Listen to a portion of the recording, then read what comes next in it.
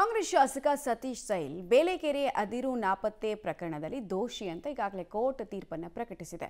ಇದೇ ಪ್ರಕರಣಕ್ಕೆ ಸಂಬಂಧಪಟ್ಟಂತೆ ಇಡಿ ಅಧಿಕಾರಿಗಳು ಹಲವು ಕಡೆಗಳಲ್ಲಿ ರೇಡ್ ನಡೆಸಿದ್ದಾರೆ. ಎಲ್ಲೆಲ್ಲಿ ರೇಡ್ ಆಗಿದೆ, ಯಾಕಾಗಿ ಅನ್ನೋದರ ಮಾಹಿತಿ ಇದೆ, ನೋಡ್ಕೊಂಡು ಬರೋಣ ಬನ್ನಿ. ಬೇಲೆಕೇರಿ ಅದಿರು ನಾಪತ್ತೆ ಪ್ರಕರಣಕ್ಕೆ ಮರುಜೀವ. ಮಾಜಿ ಸಚಿವ ನಾಗೇಂದ್ರ ಆಪ್ತರ ಮನೆ ಮೇಲೆ ರೇಡ್. ಇಡಿ ದಾಳಿಯಿಂದ 17 ಜನ ಆರೋಪಿಗಳಿಗೆ ನಡುಕ. ಬೇಲೆಕೇರಿ ಅದಿರು ನಾಪತ್ತೆ ಪ್ರಕರಣಕ್ಕೆ ಸಂಬಂಧಿಸಿದಂತೆ ಬಳ್ಳಾರಿಯಲ್ಲಿ ಇಡಿ ದಾಳಿ ಮಾಡಿ ಶಾಕ್ ನೀಡಿದ್ದಾರೆ. ಮಾಜಿ ಸಚಿವ ನಾಗೇಂದ್ರ ಆಪ್ತ ಕುರುಬರ ನಾಗರಾಜ್ಗೆ ಸಂಬಂಧಿಸಿದ ಕಡೆ ಇಡಿ ದಾಳಿ ಮಾಡಿದೆ. ಇಡಿ ಅಧಿಕಾರಿಗಳು ಕೆಲ ದಾಖಲೆಗಳನ್ನು ವಶಕ್ಕೆ ಪಡೆದಿದ್ದಾರೆ. ಇನ್ನು ಹೊಸಪೇಟೆಯ ಹೋಟೆಲ್ ಉದ್ಯಮಿ ಶ್ರೀನಿವಾಸ್ ರಾವ್ ಅವರ ಪ್ರಿಯದರ್ಶಿನಿ ಹೋಟೆಲ್ ಮೇಲೂ ದಾಳಿ ಮಾಡಲಾಗಿತ್ತು. ವಿನಾಯಕನಗರದ ಮನೆ ಮತ್ತು ಬಸವೇಶ್ವರ ಬಡಾವಣೆಯ ಮನೆಯ ಮೇಲೆ ದಾಳಿ ಮಾಡಿದ್ರು. ಶ್ರೀನಿವಾಸ್ ರಾವ್ ಗಣಿ ಗುತ್ತಿಗೆ ಹಾಗೂ ರಿಯಲ್ ಎಸ್ಟೇಟ್ ವ್ಯವಹಾರ ಮಾಡುತ್ತಿದ್ರು ಎನ್ನಲಾಗಿದೆ. ಕಾರವಾರ ಜಿಲ್ಲೆಯ ಬೇಲೆಕೇರಿ ಬಂದರಿನಿಂದ ಹಡಗುಗಳಲ್ಲಿ ಅದಿರು ತುಂಬಿ ಚೀನಾಕ್ಕೆ ಕಳುಹಿಸಲಾಗುತ್ತಿತ್ತು ಎಂಬ ಆರೋಪಗಳಿತ್ತು. ಆಗ 2009ರಲ್ಲಿ ಅರಣ್ಯ ಇಲಾಖೆಗೆ ಈ ವಿಚಾರ ಗೊತ್ತಾಗಿ ಬೇಲೆಕೇರಿ ಬಂದರಿನ ಮೇಲೆ ದಾಳಿ ನಡೆಸಲಾಗಿತ್ತು.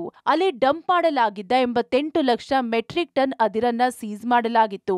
ಸೀಸ್ ಮಾಡಿದ್ದ ಅದಿರಿನಲ್ಲಿ 38 ಲಕ್ಷ ಮೆಟ್ರಿಕ್ ಟನ್ ಅದಿರನ್ನ ರಫ್ತು ಮಾಡಲು ಕೋರ್ಟ್ ಅನುಮತಿ ಜೊತೆ ನಿರ್ಬಂಧ ವಿಧಿಸಿತ್ತು. ಆದ್ರೆ ರಫ್ತುದಾರ ಕಂಪನಿಗಳು ನಿಯಮಗಳನ್ನ ಗಾಳಿಗೆ ತೂರಿ ನ್ಯಾಯಾಲಯ ಹೇಳಿದ್ದಕ್ಕಿಂತ ಹೆಚ್ಚುವರಿಯಾಗಿ 50 ಲಕ್ಷ ಮೆಟ್ರಿಕ್ ಟನ್ ಅದಿರನ್ನ ಸ್ವಾಗತಿಸಿದವು.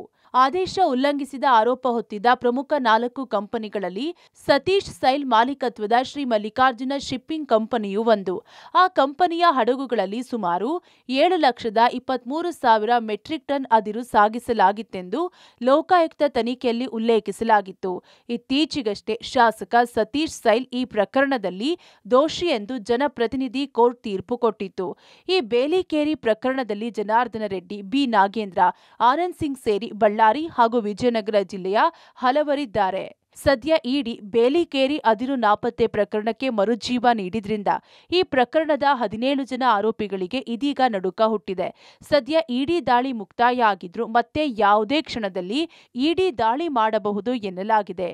ಅಮರೇಶ್ ಎಲ್ಕೆ, ಹೊಮ್ಮಿನಾಳ, ಪಬ್ಲಿಕ್ ಟಿವಿ, ಬಳ್ಳಾರಿ.